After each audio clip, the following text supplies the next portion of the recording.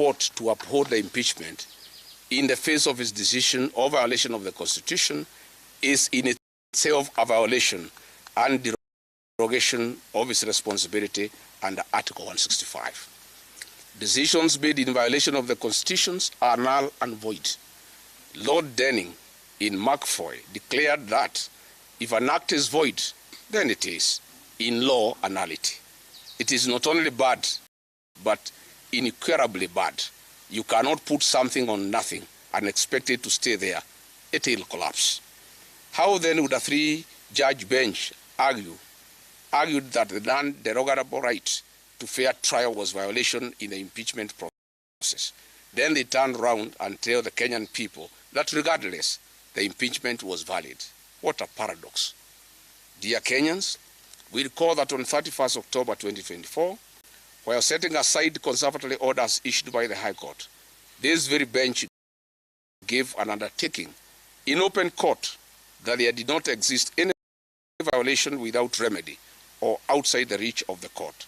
They further argued that in the event and as a consequence of setting aside the protective conservatory orders, they determined that if the impeachment process was unconstitutional, they would reverse any actions and decisions taken pursuant to the impeachment. The Attorney General gave the same undertaking through Counsel Professor Githu Muigai Emeritus. 2 weeks ago, the Honorable Justice Ogola, the presiding judge, categorically stated that the petitioners could not restrain it on the remedies on finding of the unconstitutionality of the impeachment, including the possible reinstatement as a deputy president. Further, on seeking of conservatory orders initially, the High Court insisted that petitioners should allow the parliamentary process to complete, since any decision would be amenable to judicial review. It is then astonishing that in this judgment, after pronouncing itself and determining that the impeachment process violated my right to fair hearing, the three-judge bench purported to hold that the impeachment was nevertheless valid and permanent. In yet another paradoxical determination, the bench decided that the Senate failed to follow expected constitutional impeachment process by refusing to use the required select committee. The Senate instead moved directly to plenary. Then, for no determined reason, in a single sentence, claimed to be bound by the Supreme Court decision in Sonko case, which was in regard to impeachment of a governor, and which decision the bench went on to distinguish. This was exceptionally incomprehensible. Dear Kenyans, in this regard, earlier today, I held a consultative engagement with my legal team led by Senior Counsel Paul Kibuge Muite, and we have clearly analyzed the judgment and have instructed them to challenge this judgment at the Court of Appeal. For avoidance of doubt, I moved to the High Court to fight for my rights and those of Kenyans who participated in the 2022 general elections that have been violated. My prayer was to seek the quashing of an illegal process of impeachment.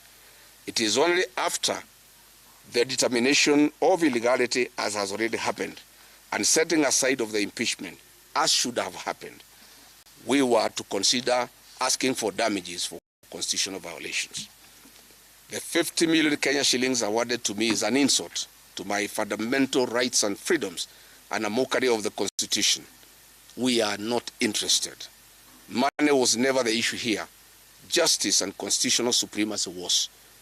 I am one Kenyan leader who will not and cannot be swayed by promises of money to allow violation of the Constitution. I stand as a matter of principle to protect constitutional rights and defend the Constitution. This is an oath that I sow, and Kenyans know me for that. If I was interested in money, Mr. William Ruto had offered me 2 billion Kenya shillings in an effort to entice me avoid impeachment and choose resignation. But I stood for my rights and that of over 7 million Kenyans who voted for me.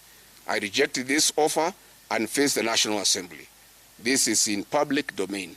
No offer, no amount of money can stand between me, my rights, and the rights of the citizens of Kenya under the Constitution.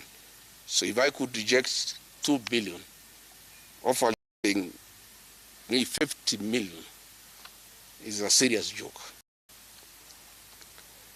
And A retired principal called me last night, listening to the judgment, that my rights were violated, but if the impeachment is vacated, there will be a constitutional crisis because there will be 2 deputy presidents. And this lady who has gone to school summarized the whole argument in a very simple manner. She told me it was like a man who wants to take your wife and organizes with the police to prefer false charges against you, connives with the magistrate to have you imprisoned so that he can take your wife. And then you are imprisoned without undergoing fair trial. While serving your sentence, you move to the High Court to challenge the imprisonment. And the judge of the High Court comes to the conclusion that the imprisonment was unfair, it was wrong, because he was not given fair hearing. Then the judge goes to pronounce that he is unable to release the prisoner because, in his absence, his wife was married by another man. And if he releases that man to go back home, there will be a crisis in the village because there will be 2 husbands. And then he tells the prisoner, let me look for some little money to give you, continue staying in prison so that the man who took your wife can continue enjoying in your matrimonial home.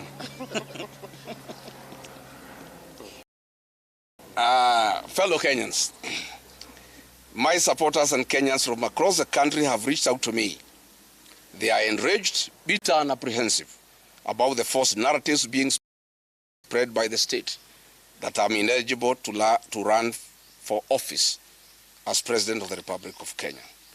This is a desperate and false propaganda by those terrified of my candidature. William Ruto knows Rigathi Gachagua is the man to send him home. And those around him are terrified of my candidature. That is why we had this very, very embarrassing judgment yesterday of finding that my right to fair trial was violated, but then the impeachment cannot be lifted. This is a desperate and false propaganda by those terrified of my candidature. Article 99, Subarticle 3 of our Constitution provides, in clear and ambiguous terms, that no reason, no person shall be barred from vying as a candidate in any election unless and until all avenues of appeal are exhausted. This erroneous judgment of the bench previously determined by the Court of Appeal have been unlawfully empaneled has taken nearly 2 years, and that was just the initial stage of the appellate process. I will be vindicated by the Court of Appeal, hopefully, once again, with a further protection at the Supreme Court still in my hand. I wish to confirm to my supporters across the country that I'm eligible to vie as a presidential candidate, and I will be on the ballot on the 10th of August 2027, should the formula that will be agreed upon by the United Alternative Government favor me as a single presidential candidate. When I was hounded out of office in October 2024, I retreated to my village in Wamunyoro and held consultative engagements with the people of Kenya for 4 months, including men, women, millennials, Gen Zs, the clergy, lay Christians, professionals, business people, retired civil servants, and opinion leaders. And after exhaustive consultations for 4 months, talking to more than 15,000 people, I was instructed to form a political party, solidify Mount Kenya political base, and look for friends across the country. This I have successfully done. The mountain is united to a man, and we now have arguably the most popular political party in the country, DCP. My support base is consolidated in totality, and I have looked for friends across the country. My supporters have now instructed me urgently to embark on the implementation of our joint strategic stance from the Wamanyoro residents for a period of 45 days. After a tour of Western Kenya, where I want to go and support my deputy party leader, Cleo Malala and Eugene Wamalwa over the weekend, from Monday, I'll camp in Wamanyoro village for 45 days to start exhaustive and extensive consultations with my supporters and opinion leaders and stakeholders on the formula of identifying a single presidential candidate to face President William Ruto. Following the High Court ruling, my 60-member caucus of elders and professionals, including the clergy and the youth who advise me on political, social, and economic issues on a daily basis, held a virtual meeting last night following the judgment that was reached by the 3 judges. And now they have instructed me as follows: that the work of political mobilization to remove President William Ruto from office is complete, and there is no need for further political mobilization. They have now tasked me to engage of what in their view is of utmost priority: the identification of a single presidential candidate to face President William Ruto. They have asked me to move to Wamanyoro and meet stakeholders, opinion leaders, and all the people who matter in our political formation to seek their mandate and authority to initiate negotiations with my core principles with a view of identifying a single presidential candidate. They have instructed me that having a single presidential candidate against President William Ruto is not negotiable and is the only way to liberate this country. And they have asked me to stick to that commitment. And I therefore want to assure the people of Kenya that Rigathi Gachagua, on instructions from his supporters, who are in millions, nearly 10 million people, we will lead from the front to identify a single presidential candidate to face President William Ruto. From our corner, we have 2 plans, Plan A and B, that we shall discuss with the stakeholders for 45 days. You will not see me anywhere in public rallies. I will be in Wamanyoro, doing very, very serious, extensive consultations, because this is critical for the country. It's extremely critical for the country. We have 2 plans. Plan A is to mobilize support from across the country in the event that my colleagues and the formula we shall agree on favor me as the presidential flag bearer. Plan B, in the event that the formula does not favor me as a single presidential candidate, to get mandate from my supporters to, jointly with the other core principles, identify a single presidential flag bearer to face President William Ruto. I want to reiterate and firmly state to the people of Kenya that I remain committed to work with my colleagues in the United Alternative Government towards the cause of a single presidential flag bearer. I remain hopeful that I will be that candidate for the election of the presidency. I have the capacity and the muscle, I have the infrastructure and the presidential experience, I have the necessary networks and great mobilization capacity, numbers behind me, and a very good strategy for the presidential campaign. However, if any of my other colleagues is agreed upon, I give a very firm commitment to the people of Kenya that I, Rigathi Gachagua, and 10 million supporters behind me, we shall rally behind the agreed candidate to a man, and I, Rigathi Gachagua, will lead the presidential campaign, and I will lead in the political mobilization that has never been seen in the history of independent Kenya to make William Ruto a one-term president and restore the Kenyan nation and save the Kenyan nation from corruption, conflicts of interest, state capture, erosion of democracy, extrajudicial killings, wanton sale of public assets, and the embarrassment that our country has faced for meddling in our foreign policy. I want to say we must get back our nation. I want to say that Kenyans have lost far too much to be quantified, and we cannot lose more. Kwa hivyo mimi nataka kuhakikishia Wakenya ya kwamba safari ya kutafuta kiongozi mmoja wa kupingana na William Ruto imeanza, na Rigathi Gachagua ndio ataongoza. And I'll do whatever it takes to mobilize my colleagues, to persuade them, to make it possible to have one single presidential candidate. And I want to tell William Ruto and his supporters, it is I, Rigathi Gachagua, who mobilized 4 million votes to make him president. I will mobilize 10 million voters to take him home. And I also want to confirm to him and his supporters, much as they despise me, I made him president with my supporters. I and my supporters can make another Kenyan president. That they must know. And they must stop having entitlement. The fact that I and my supporters supported him then gives me no obligation to feel ashamed that we shall not vote for him.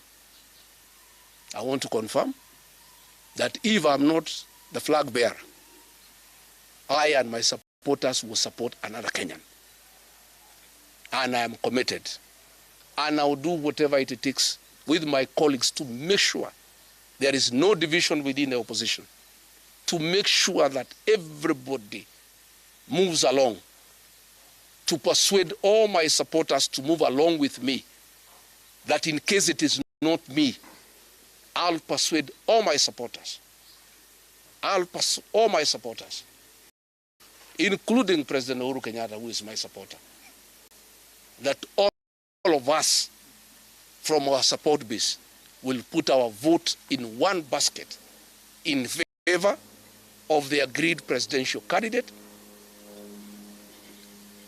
be it Rigathi Gachagua, be it Kalonzo Musyoka, be it Fred Matiang'i, be it George Natebea, be it Eugene Wamalwa, be it Edwin Sifuna, be it Martha Karua, it does not matter. Once we agree, and we shall agree, and I can tell you the commitment is total, we shall move on. I have left the issues of court now to my lawyers. I have no other responsibility from today. It is to make sure that we have one single presidential candidate against President William Ruto. Once that is achieved, I will then get back to the ground and start political mobilization. But in the meantime, after this weekend when I go to Western, you will not see me again in political mobilization. We are moving now into the phase of strategy to identify one single presidential candidate, and then after that is done, we start the work of political mobilization. Asanteni sana. Hakuna maswali. Nafikiri is very clear. Bana. It's very clear. It's clear. Karibu. Iko sawa hiyo. Eh? Hiyo iko sawa.